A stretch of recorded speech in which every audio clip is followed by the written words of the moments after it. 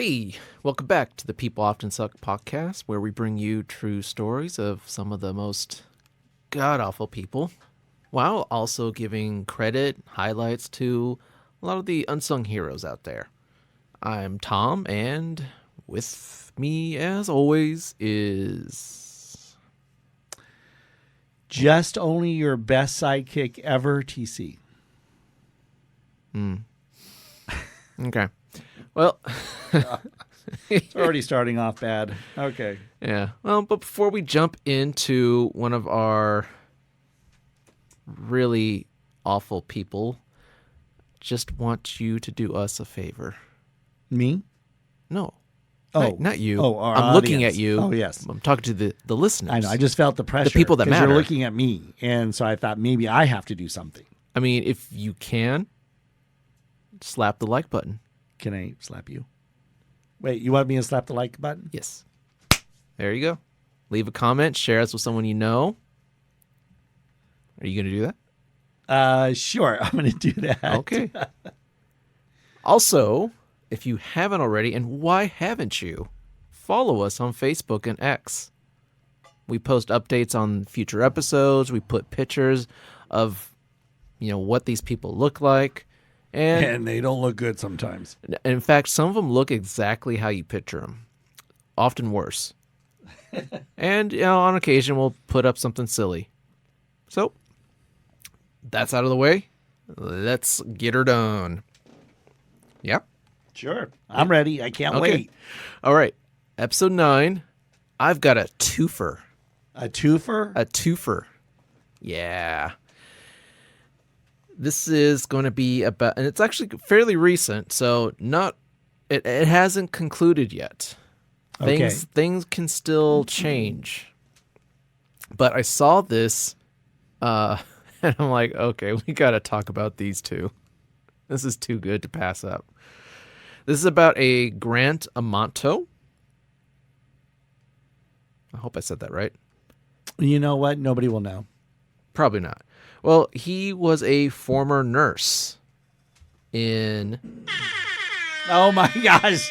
Another one? I cannot believe you. Oh, I know. I'm really giving Florida the business this season. I cannot believe that you did yet another Florida story. Okay. I'm not purposely picking on Florida. It's just these stories keep coming out of Florida. Florida, what's going on? You better not have one in episode 10. We cannot end season 2 that way. Okay. I will spoil that I do not have a Florida story in episode 10. Okay. Gosh. Okay. So this character, this chap, this ne'er-do-well, he was convicted of familicide back in 2019. I didn't even know that was a word. Yeah, I've heard it. I don't know exactly. What is it? You kill the whole family. That is a term by killing the whole family? Yeah. Fanticide? Famlicide. Oh, famlicide. Yeah. Famlicide. That's weird. Uh-huh. So I famlicide them. That's weird. Maybe you can't use it in that way. Perhaps not. You committed a famlicide. But it starts with Grant being fired as a nurse for multiple reasons, actually. But the short version is grand larceny in June 2018. Okay. Yeah. Yeah. I mean, it's a fireable offense. Yeah. You dig into this guy, and it's he's had multiple chances to not be a dick, and he decided to not take any of those routes. Okay. And that's what got him fired. Wow. So he is unable to find work. Grant tried streaming on Twitch. You know about Twitch, right? Yes, I do know about Twitch. Okay, I'm just making sure. Yes. Just making sure. So he would just basically be playing video games. Okay. All right. Now with Twitch, it's... You're basically a small fish in a ocean of other streamers. Sure. Yeah. Okay. So not saying you can't make it, but let's just say if, much like a YouTuber or even a podcaster, you have to keep at it for possibly years before you get any big break at all. Okay. So Grant, was trying to make ends meet by playing video games. Okay. All right? Which, how many parents told their kids, you can't make money playing video games? Well, pretty much every parent back in that time. Man, were they wrong. Yeah, apparently. So, here's the thing, though. That's just what he told his family he was doing. Okay. Yeah, he wasn't actually streaming. He was actually using the equipment that his family bought, by the way, because he's flat broke, to visit porn sites like My Free Cams, which is where he met a cam model that went by the name Sylvie. Aw, Sylvie, that's a nice name. It's also a fake name. Damn it. Yeah. Honestly, if you name your kid Sylvie, it's kind of like, strippers. It's like you name them, you name them a certain name, it's almost destined to be a stripper or a porn actress, I would think. Like Amber Valentine? I don't know. Is that a stripper? Something you want to tell me? No, it's from the movie Spy. Oh, wait. Remember, it was the British girl, Melissa McCarthy. That's it. I saw that. I don't remember a It's supposed to be darn thing about it. The first name is supposed to be, I think, your street name, and your last name is supposed to be your like elementary school name.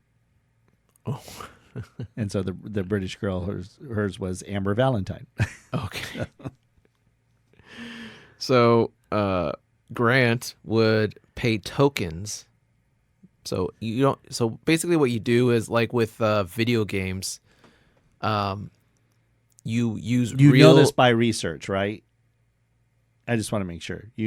Most video games have their own form of currency. Got it. I mean, was it Roblox has Robux, or Fortnite? They have, I don't know what they're called, Fortnite bucks. Okay, I don't know, but lots of video games they have their own form of currency in it. Got it. And you use real money to buy that currency. Okay. So I don't know why the steps you need to take. I don't know if it's a legality thing or something, but so he would use real world money to buy tokens, which he would then pay by the minute for her company. For Sylvie. Yeah, Sylvie. Sometimes up to 4 hours a night. Damn, how many tokens did that cost? Well, she charges 90 tokens a minute. So wait. I'll let the math wizards figure that one out. I got to do the math myself. So wait, you said 4 hours, right? Yeah. So if you want to do 90 times 60 and then times that by 4. Wait a minute. 90 times 60? It's 90 minutes. Oh. No. 60 minutes. Right. It's 90 tokens per minute. Yeah, and it was 4 hours, you said. It's 4 hours. So it's 240 hours. Uh-huh. And it was 90 tokens a minute. Wait a minute. It didn't go right. So I don't know what the conversion rate is, though. I wasn't good at math. Well, you have a literal calculator in your hand. I'm not good at this. Oh, my God. Okay, well, I'm sure somebody who's not driving can probably math for you. Well, wait a minute. No, we know. So it's 240 minutes times it by 90. Yeah. It's 21,600 tokens. Yes. And how much do you know by any chance how much a token was? I don't know. I'm like, do I really want this in my browser history? No, you don't. You don't. But I would have to imagine that it is probably maybe $1 per token. Probably. I mean, it could be. I mean, that seems logical sense. Well, to give you some idea, So he would steal his family credit cards, claiming it's for his, Twitch career. Twitch career. Yeah. So within a few months, Grant spent $200,000 of his family's money on Sylvie. So she's doing pretty well for herself. Because I imagine Sylvie's probably doing great. She's probably like, in Ukraine or something. So, that money's going far. Yeah, they weren't happy about this when they found out. No, of course not. So they sent him to rehab, which cost them an additional $15,000. And he returned after only a couple weeks. And he was given the ultimatum. Get a job and no contact with Sylvie, or you can, let the door or we cut your hit wing off. You won't let the door hit you where the Lord split you. I like my idea better. Yeah. I mean, look, if you cut it off, he's not going to be able to really enjoy those videos anymore. True. In January of 2019, okay, Grant shot his mother. What? In the head while she was on the computer. Oh my gosh. I mean, that's just horrible. Yeah. Then he waited for his dad to come home and shot him to death too. Then, using his dad's phone, he texted his brother to come home after his shift, where Grant waited and shot him to death as well. So just think of this. He's waiting for his dad to come home. Mm-hmm. Mom is sitting dead, who knows however distance from him in the house. Mm-hmm. Dad comes home, shoots him to death. Mm-hmm. Now is waiting for brother to come home. So now his parents are dead inside the house. Yes. And then he kills his brother. Yeah. Is that it of the family? That's the whole family. Wow. Yeah. So after Grant's brother had failed to show up for work, coworkers called the police for a wellness check. This is another story where coworkers did that. I'm like, man, if I went missing for a week, I don't think anyone would notice. Actually, that is not true. Remember, I called you that one day when you were late. Yeah, you did, because that's out of the ordinary for me. That is out of the ordinary for you. Yeah, so they did a wellness check, and then police, they discovered the scene that Grant had tried to stage as a murder-suicide. Oh, brother. Yeah. Well, police caught him the following day at a DoubleTree hotel. In July of 2019, so this happened in January, in July of 2019, he was found guilty. So this was fast. Well, they don't waste time in Florida. Thankfully. Yes, it is one of the positives of Florida. He was found guilty of all 3 counts of murder and given a life sentence for each count. So we were talking about this after we were done with the last episode about, somebody getting all those, you get 1,000 years for whatever. Yeah. Well, obviously, here's one example where that's 300 years? Well, I don't know what they consider a life. I think it's 50 years. Is it 50 years to life? Or 60 years? No. Like what's considered a life sentence? Well, I think they put a number on it. It's like, so they just times it by 3 in this case. Right. Which obviously he'll be dead. But thankfully. Yes. Although unfortunately I think he should have been dead before then. But I think they normally give a number. They say blah blah blah to life. Yeah, because that's usually where they will make a determination if this person could be eligible for parole, unless they flat out have a life sentence. And then and they'll usually put in there life sentence without the. I mean, it's Florida. Who knows? Yeah, I don't think he's going to get out on parole. No. Ever. So remember, that's just number Unless one. Gavin Newsom goes there to be governor. Then it could happen. Good luck with that one. So that was just POS number one. Oh, wait, you have another one. This is a twofer. Oh, that's right. Both Florida, huh? Oh, no. This actually happened in Vegas. Ah. Sin City. Sin City. Okay. Yeah. Where everything goes. You just can't say anything. I won't tell you what happened. So this is about Victoria Goodwin. Are you familiar with the Ghost Adventures? Yeah. Yeah. Yeah. You mean with Zach? Sure. Well, Zach is he's the creator of it or whatever. He has a museum there in Vegas.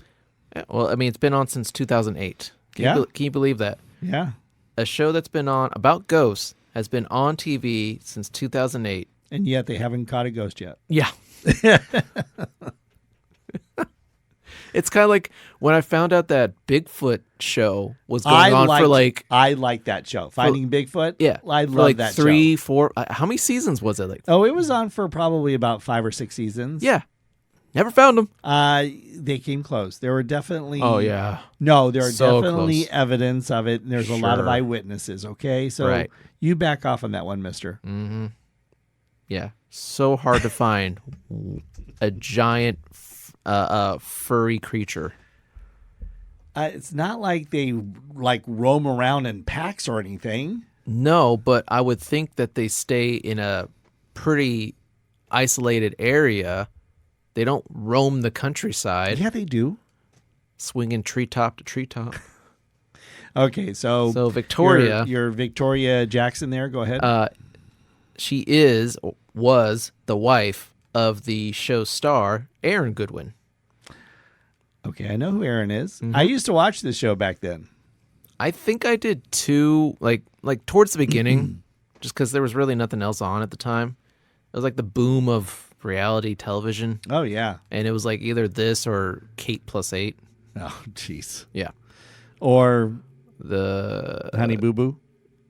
I think it was like Which- that Kardashians. Oh yeah. Which I do swear to this day that I was in Florida and I was going to one of the Disney parks. I could have swore that there was the Honey Boo Boo family that wasn't too far ahead of me in the security line. And then when I got up there, it wasn't them, but all of the body shapes were the same. Round, rotund. Yes, rotunding size. But I do remember Aaron. Aaron was, if I'm not mistaken, he was the shorter, younger guy who ended up actually leaving the show because I think it just got a little too real for him. And I know when they were in the Tate house, he actually got possessed. Well, I could be wrong, but I think he's still a part of it. Then, oh wait, it's Nick. Nick is the younger one. Aaron is the bald guy. That's it. So he is still on there with them. Yeah, I don't know, man. But you're saying that it's his I didn't really wife? go through the entire cast, but Well, I'm gonna look it up while you're talking. yeah, you look it up. But yeah, this is his wife, and this in recent. I said this was recent. Just recently, in March of 2025.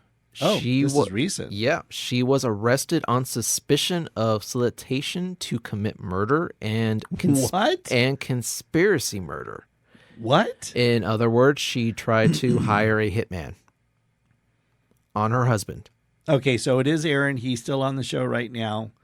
Nick is the younger one who ended up leaving the show in 2017. So you're telling me Aaron's wife had hired someone or was hiring someone to kill him? Mm-hmm. Yeah. Unbelievable. Wow.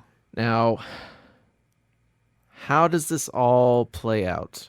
Well, You picked up your phone, so I'm nervous. turns out that she was texting, Victoria was texting with an inmate in Florida.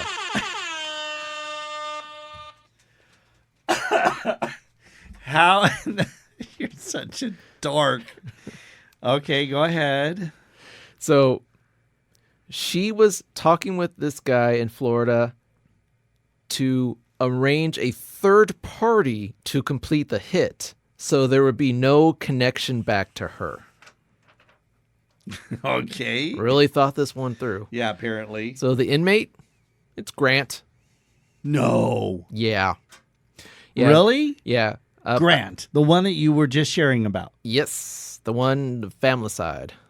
You know, it's really cool how you did that connection there. Thank you. And connected to a somewhat famous reality TV person. Mm-hmm.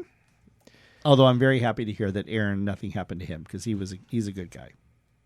I mean, honestly, I couldn't figure out what was going on that she'd want to hire a hitman on him. Like Is there anything about it? Why? No. In fact, this kind of threw him for a loop too. He's a nice guy. Yeah, all appearances say he's a nice guy. And so the way they found this out was Grant's cell phone was seized as contraband when this whole plot was kind of uncovered. So that they had all these text messages. Like she has been somehow she was swooned by this guy. He's a swooner, huh? Yeah, like they were sending text messages back to each other. Because he has a chance of getting out of prison someday and fulfilling her dreams for the rest of her life. Right. Well, maybe they have a trip come planned. on. There's so many women out there that like that's their thing is to go after guys who will never see the light of day again. You know, it's funny you say that because I have a friend of mine who wanted me to do a story, and I'll think about it, but it's about this Ashley. Have you heard of her? Ashley Trevino? Sounds kind of familiar. She's a TikToker who is, well, there's a lot of things online that have definitely characterized her as the worst mother ever on TikTok. She is also known for being somebody who will go to the prisons and have relationships with prisoners. And I think, I don't have all the details, so I don't want to make any assumptions here, but everything that I've seen so far on her, and I might do a story in the future about her, but not good. So there are women who do pry on this out there. The Menendez brothers. It's I said the name right. Same there. I mean, they had women throwing themselves at them when they went to prison as well. So yeah. Well, you're probably curious, like, well, how did she even learn about Grant? What and on a podcast to like, contact him and try to make this happen. She actually saw a true crime documentary on him. There you go. And so she started messaging him through Facebook. What? See, I don't think prisoners, I'm sorry. I don't think they should have access to any social media. I'm with you on that one. They should not. I'm sorry. You've lost your right to be able to interject or interact or whatever you want to say with anybody outside of those prison walls. If you have a family member that's coming to visit or friends that are coming to visit you there, that's different. But you should not have access to social media on the outside. Oh, I wholeheartedly agree on that one. Wow. Completely. So she messaged him through social medias and then eventually text messages, and then she eventually fell in love with him. But she assumed Aaron would not do a divorce, so she had to kill him. Yeah. So after she was arrested, well, Aaron got the divorce. Well, obviously. So, congratulations, Victoria. And now he doesn't have to worry about sharing any money because correct. And she's a felon. As of this recording, she is still currently awaiting trial. Oh, sorry. So she's not a felon yet. No. She's charged. She's allegedly. Right. She's charged with the felony. She allegedly tried to do these things. Wow. Oh, well. But yeah, that's my POS. I think that is that's a great little spin there and twist on yours. I give you props for that one. I thank you. I was really hoping you would avoid Florida, but nope, somehow you were able to bring it back around. They do it to themselves. No, actually, that's not the case in this time. She sought him out. That's true. Well, my story, and I hate to get on the murder kick now that I've done a few episodes in a row with them, but this is a murder case again. And this one takes place in Fort Collins, Colorado. So I'm trying to spread it around the country, unlike you. This happened although it is, yet again, I throw back in time, this goes to the early 1987. You know, in the good oldie days. You would know. Shut up, idiot.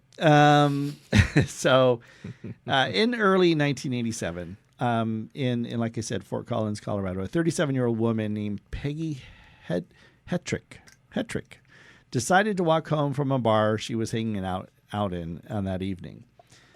Now, I probably, she felt that she was pretty safe, at that time. I'm sure it was fine. And when we do say that she decided to walk home from the bar that evening, it probably was late that evening, likely after midnight, maybe even after 1 a.m.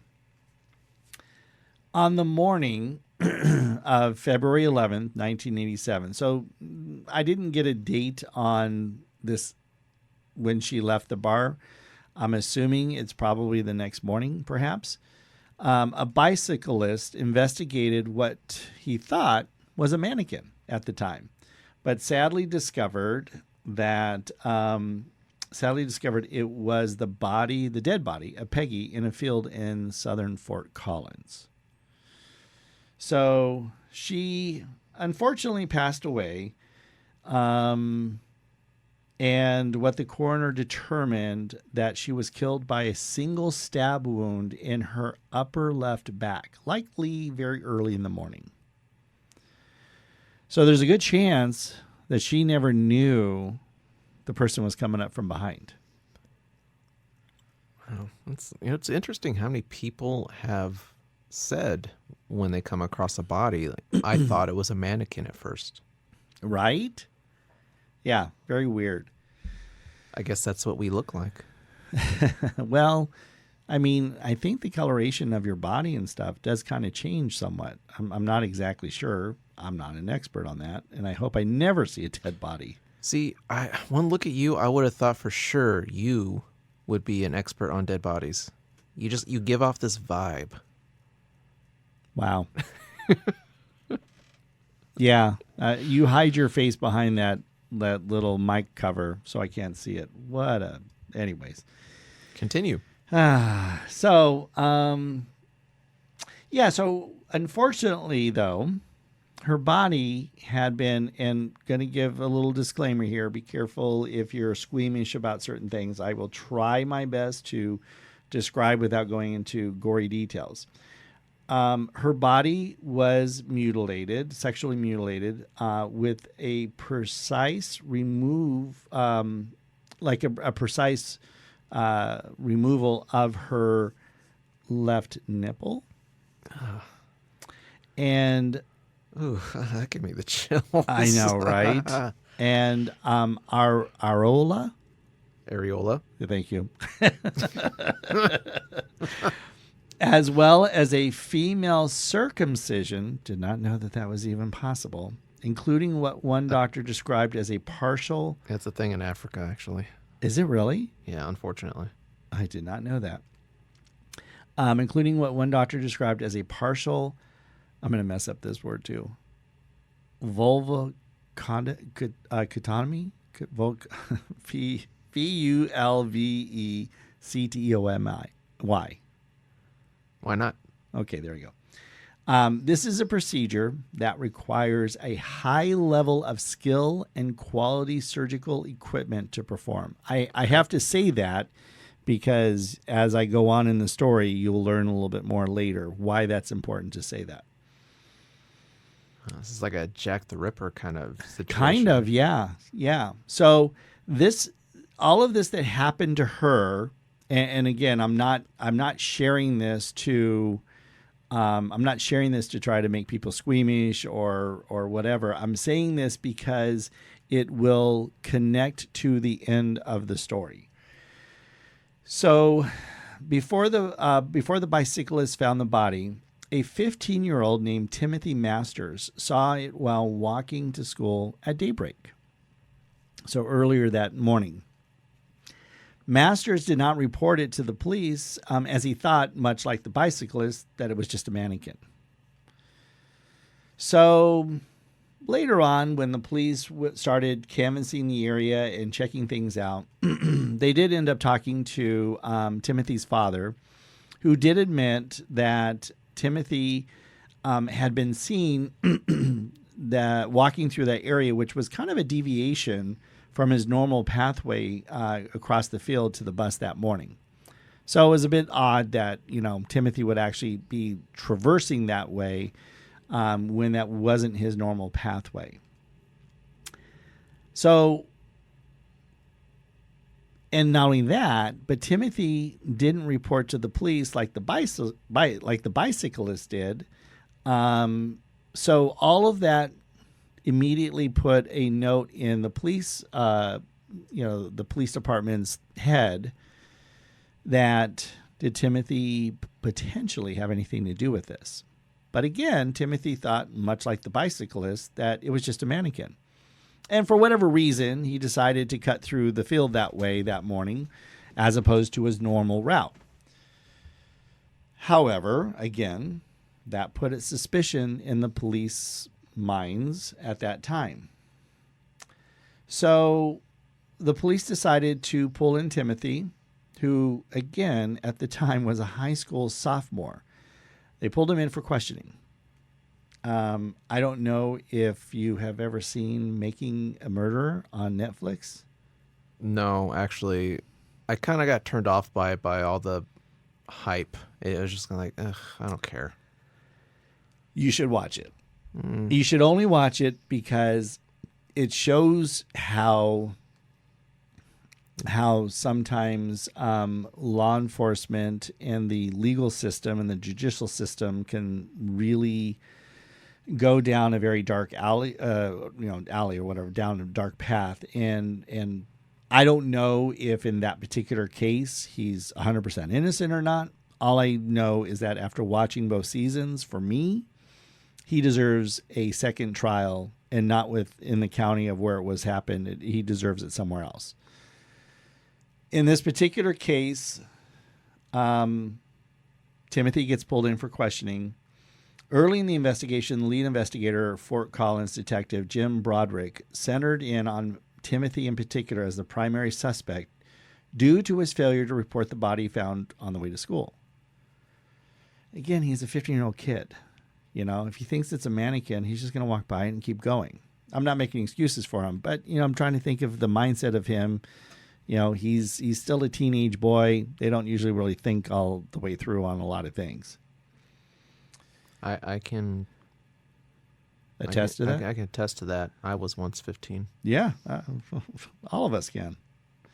So you were once 15? I was, contrary to popular belief, yes. I was at one time 15-year-old. Wow, I am learning so much about you. It's a shocker, isn't it? It is. But you will never see any pictures. Oh, because they didn't have cameras back then? Shut up. Yeah, they had the little stone pterodactyl. He was chiseling out the photos. You're right. Thank you. So even though the detectives at the time, lead investigator was singling out and kind of zeroing in on Timothy Masters, there is certainly at the time, there's no physical evidence linking him to the crime. No physical evidence found at all. But that didn't stop them. On February 12th, investigators searched his home, including the sinks for blood and his school locker.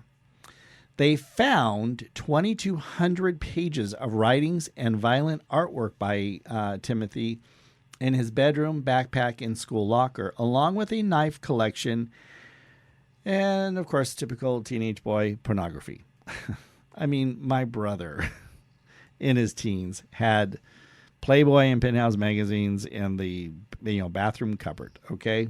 Next to the knives? No, but he did have guns in his room. Oh. Brother sounds pretty badass. Well, we were hunters back then. I shouldn't say we. They were hunters. The local newspaper with the account of the body's discovery was found on a dresser next to his knife collection. Okay, so again, these are all the things they're finding. However, no trace of Peggy's blood or hair was found in Timothy's room or among his belongings, including his clothes or knives collection. So again, there is no physical evidence. You can't just say because you happen to have knife collection, you have to be guilty. There's nothing still that is connecting. So that's it, right? They just move on? So you would think. Despite hours of police questioning and this is why you need to see Making a Murder, because in season 1, they pull in the nephew, actually out of school. They pull him in, and when you see the police interrogation of him on there and how they literally manipulated this poor kid who had an IQ of like 85, it's horrific. Wow. Yeah. So despite all the police questioning, without, by the way, adult present, wherein policemen repeatedly told Timothy they knew he committed the murder, the 15-year-old maintained his innocence. So, he at least was strong enough to say, "No, I'm innocent. I don't know what you're talking about. This is not. I don't know who this person is. I had nothing to do with it." The adolescent was administered a polygraph test after the police interrogation, but the results were inconclusive. So now 2 hairs were found on the body of Peggy. Okay? Okay. But they did not match Timothy. So again, they just let him go and moved on, right? So you would think. Investigators also found unknown fingerprints in Peggy's purse, but they did not match Timothy either. So they let him go and moved on, right? Yes, that is definitely what you would think they would do. They are determined. They are determined. The police focused solely on Timothy. Tried in 1988 to provoke an incriminating reaction from him by planting false information in a newspaper article, but it didn't work. The kid's innocent. Basically, he's innocent, right? In 1992, so this is going on now. Remember, the crime happened in 1987. This sounds like, a lawsuit. Yeah. Like harassment lawsuit. Watch Making a Murder, I'm telling you. So in 1992, investigators discovered that Timothy told his friends details about the sexual mutilation. Investigators thought this information had never been made public or discovered by Timothy himself. So it raised more suspicion on their side. By this time, Timothy, who has graduated from high school and is now serving in the Navy, when the investigators interviewed him again, but he admitted a friend in his art class was the one that told him of all the details of which his story checked out. So did they go talk to this friend? Apparently they must have, because Timothy's account was completely accurate. Yeah, so this is where, unfortunately, Timothy's fate starts to become more sealed. A forensic psychologist named Dr. Reed Malloy. Now, I told you this was in Colorado. Unfortunately, we have to accept this one. He's from California. Dr. Reed Malloy from California analyzed Masters or Timothy's writings and artwork extensively and concluded, without having ever spoken to Timothy due to the protection from his Fifth Amendment rights, that some of the drawings represented Timothy reliving the crime. Based largely on the doctor's investigation and ultimately his testimony, because he testimonied. So basically they did charge Timothy In the trial, the doctor did testify. So basically, based on all of that, Timothy was convicted in 1999 of Peggy's murder and sentenced to life in prison. Based off one guy's interpretation of his art. Right. That's insane. Yes. You said 1999? 1999. 12 years after. Not 1799? No. After multiple appeals, finally in 2007, the defense team mounted an effective argument that the prosecutors allegedly withheld evidence about a separate potential suspect named Dr. Richard Hammond. In addition, new DNA testing helped to exonerate Timothy of the murder, and on January 22nd, 2008, a Colorado judge vacated Timothy's conviction and ordered him released immediately. So he was in jail for 9 years. He was in prison for 9 years.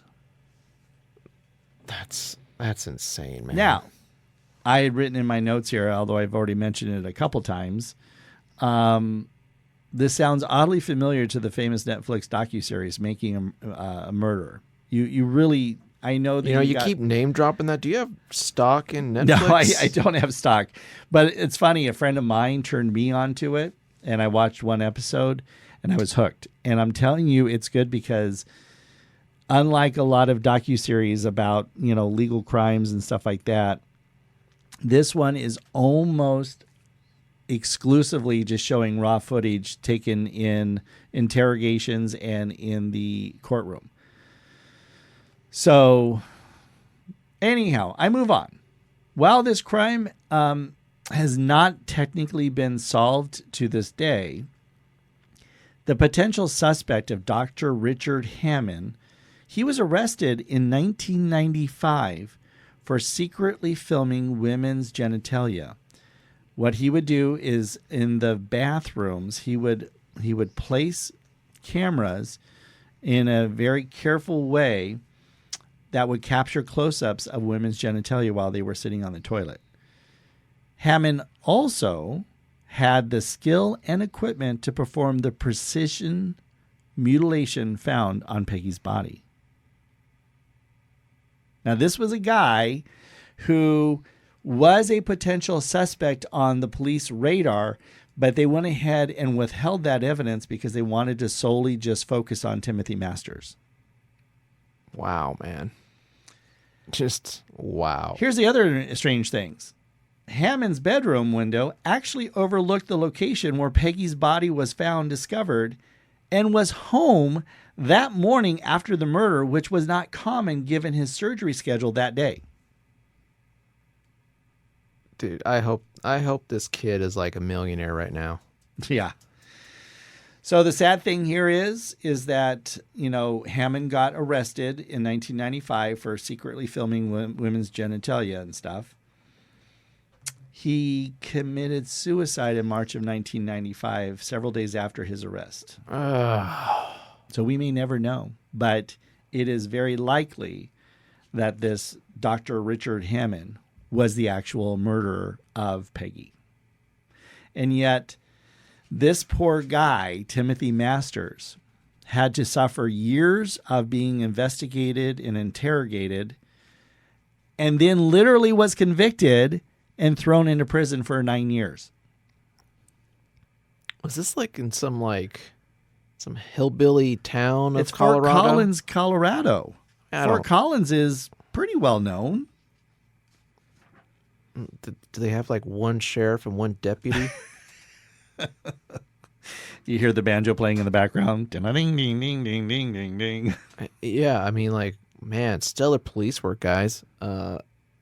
Congratulations. You instead of fresh paved roads, you now owe this guy millions of dollars for taking away almost 10 years of his life. I never saw any news articles about him suing, although I would imagine that he sued. Yeah.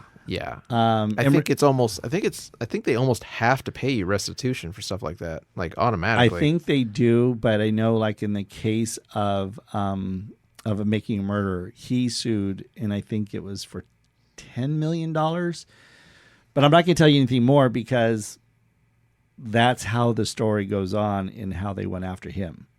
So, so you're going to watch that. In fact, we'll watch it together. No, we will. We will. You showed me John Wick and all those. Yeah, because John Wick is freaking awesome. No, this is freaking awesome too. You will like it. Trust me. I know you will. Trust me. I don't like to watch things that purposely make me angry. John Wick made me angry.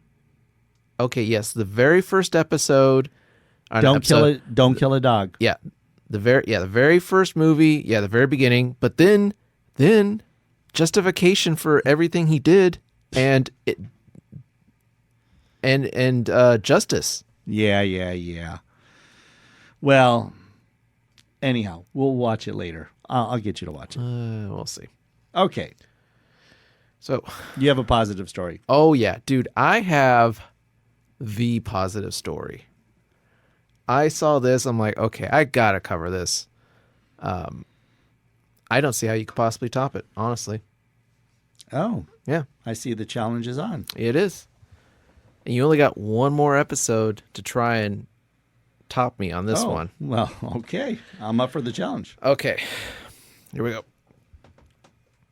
Now, the only reason I say this was kind of rather an unknown person is because of what followed afterwards that kind of took all the attention away. So I honestly don't remember being taught this in school, but I also really don't remember what happened last week. So can't really take my memory as gospel.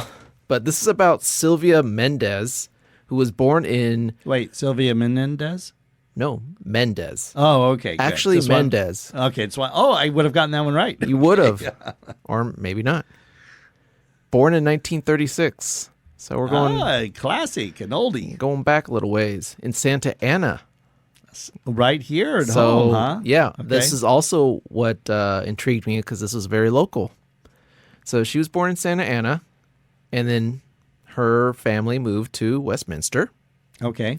Which, if you're not... They upgraded. Yeah. So if you're not familiar, Westminster is also in Orange County.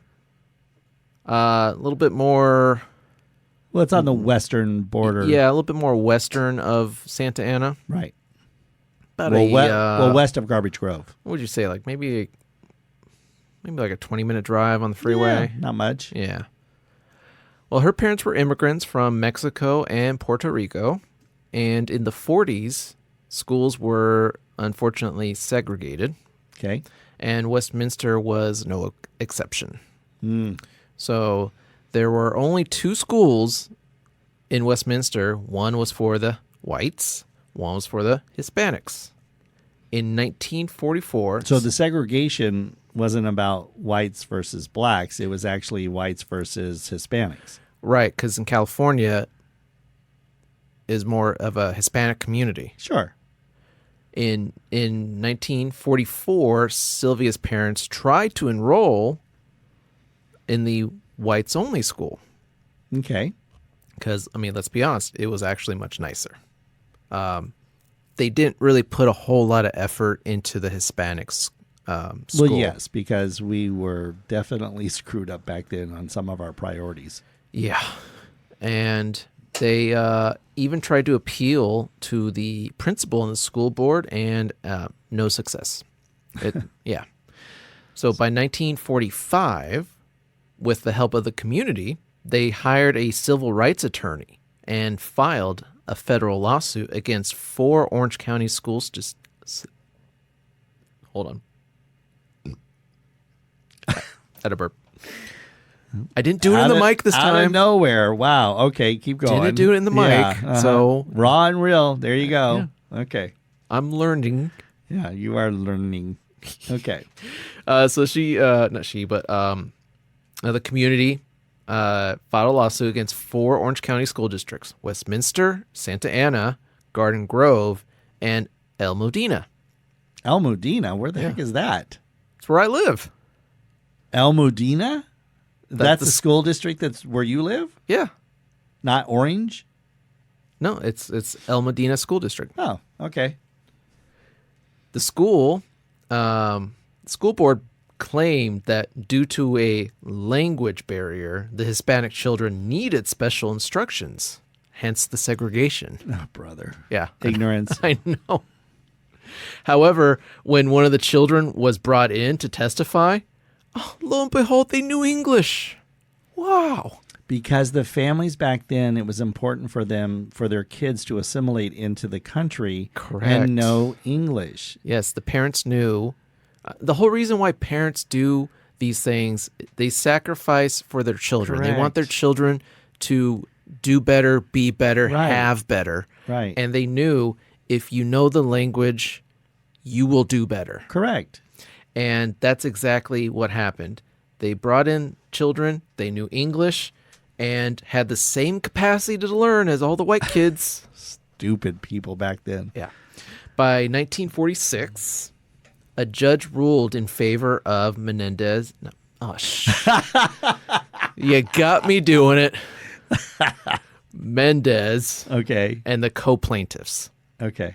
The school board tried to appeal, but was met with resistance from the ACLU, which is the... Oh, hold on. I did a list of things. From the ACLU, American Jewish Congress, Japanese American Citizens League, and the NAACP, represented by Thurgood Marshall. Wow. Okay. You know who that is? Yes, I do. Yeah, for those who don't, he would later become a Supreme Court judge. Yeah. By 1947, the Ninth Circuit Court of Appeals... I'm trying to read my own language. Your own writing? Yeah, my own writing, which is in a way my own language. Yeah, apparently. Maybe we should give you your own school. Yes.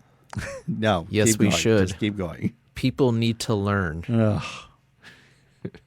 The Ninth Circuit Court of Appeals affirmed the district court's ruling in Mendez v. Westminster in favor of the Mexican families. Afterwards, the governor of California, or at the time, Earl Warren, moved to desegregate all public schools and other public places. All started by that one family. Yes, by Sylvia Mendez and her family. In 1948, Sylvia and her siblings were finally able to attend the whites-only school. So that only took 4 years? Yeah, 4 years. Wow. She would become a nurse and retire after 30 years in her field. She adopted 2 girls, and she currently lives, she's still alive, in Fullerton. That is great. I love that. I love to see when stupidity gets trounced down and pushed down and overridden. And you have these things where, yeah, they should be going to school together. It's just dumb. Now, the other reason why I kind of chose this, because it's also a little bit less unknown because of the other lawsuit that kind of gets all the fame and glory. So Mendez v. Westminster paved the way for the better known Brown versus Board of Education. Oh, yeah. 7 years later. Wow. Which would end school segregation nationwide. So I just thought this was a really cool story because, one... Because everybody knows about the bigger one. Everyone knows about But that Brown. actually didn't start it. No. That's the one everybody learns about. Right. Which, yes, it's great. I didn't know about this one that it basically started in California. Yeah. See, California can do something right once in a while. I mean, a broken clock is right twice. That's true. And we got this one right. Yep, we did. We were like, no, segregation is dumb. It's stupid. Get out. We did. That's great. I'm glad to hear that. And there's currently, I didn't write it down, so I'm trying to do this from memory. There's actually currently a statue in her honor in Santa Ana. Really? Yeah. Which I've probably passed by it so many times and didn't realize it. Where is it? Do you know? No, I We'll don't. talk offline, and I want to know because I probably have seen it too and didn't realize the history behind it. Yeah, honestly, if anyone's local and they want to see it, just Google search, Sylvia Mendez statue. I'm sure they'll get an address out of it. Right. Yeah, I was just like really kind of like awe-inspired by this. Like, this is awesome. Like, I did not know about the story. I was reading through. I'm like, oh my gosh, this 7 years before Brown v. Yeah. I'm like, that's awesome. Damn it, you raised the bar. I'm gonna have to try to find a better one. See, yeah, try and beat segregation. Oh yeah, don't throw it that way. I mean, geez. Okay, there are people who are saving people's lives. That's also a pretty big deal too. Yeah, but segregation. I get it. Okay, got it. I'll give you a gold star for today. Yes. Is that all you have? Yeah, that's the end of the story. And I was actually kind of shocked that she is still alive and kicking cool. and in Fullerton. I hope somebody shares this podcast with her. Oh, yeah, that'd be cool. Hint, hint. Out there, anyone? She's probably bored to death with people talking about how awesome she is, so. She's probably going to be also yelling at going, no, you got it wrong. That's true. I might have gotten some things wrong. I tend to do that. Yeah. Well, thank you for sharing that very touching story of our California history and how it impacted the United States. Yeah. Suck it, Florida. Oh, God. Yeah, we like their judicial system better, so I wouldn't say too much. Well, that's all we got for now. People Often Sucks podcast. Yes. Is recorded here at the Kilroy Was Here recording studios and is written and hosted by your amazing, truly awesome host here, Tom. TC. Okay, that was just rude. You just stepped on me, and that is just rude. So you can give yourself... I'm just preaching the facts, wow, brother. Whatever. And it's produced by Mark Wallengren, who we all love. He's amazing. Yep. Thanks for listening. If there is a story that you think we could talk about in the future, shoot us a message on Facebook, Instagram, or X, because we certainly would love to get random stories out there. We don't want anything that is known in the public for the most part. We want to have these random cool stories that a lot of people haven't heard. Also, keep politics out of it, honestly. Yeah, no politics. We don't want to. Let's be honest. They all suck. They all suck. You're right. They do. Please share our podcast with your family and friends to help us grow our audience, because if we don't grow, we wither and die. Yeah, that's very sad. But don't forget to like or comment. And until next time, don't become a POS, because you could just end up on our podcast. Yeah.